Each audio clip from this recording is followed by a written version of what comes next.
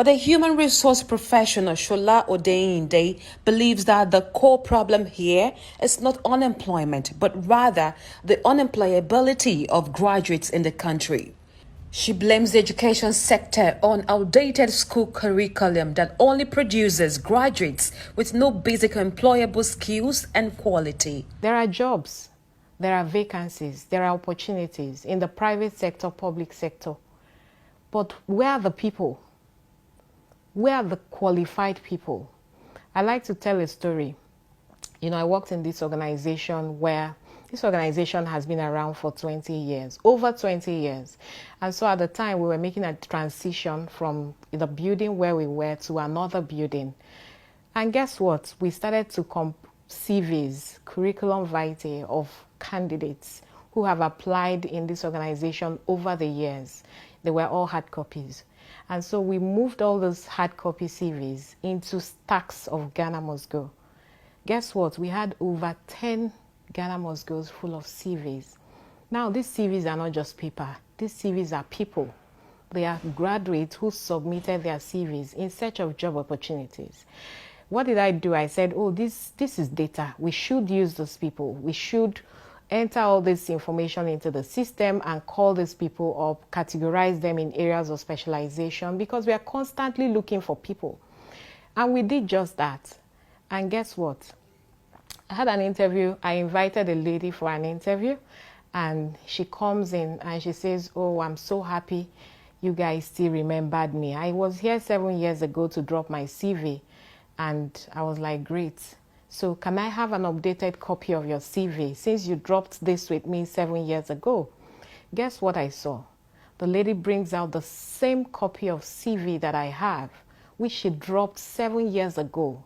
Nothing has changed in terms of the qualification. Nothing has changed in terms of the experience. Nothing has changed in terms of the training, the skills gathered. And because this is not a person given to continuous learning and development.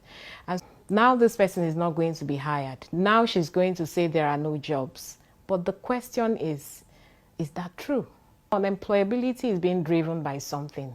It's coming from the educational sector. Because these people actually went to school. The question is what the quality of education that they have acquired. The academic curriculum is outdated.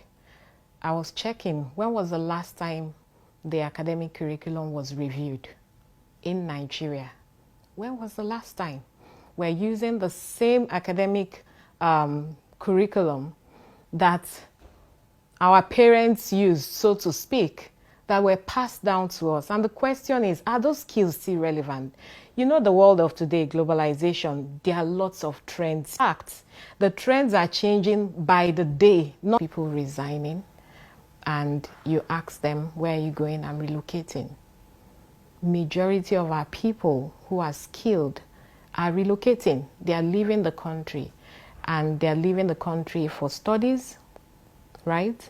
These people gather all the money here and pay huge amount of money to get a master's.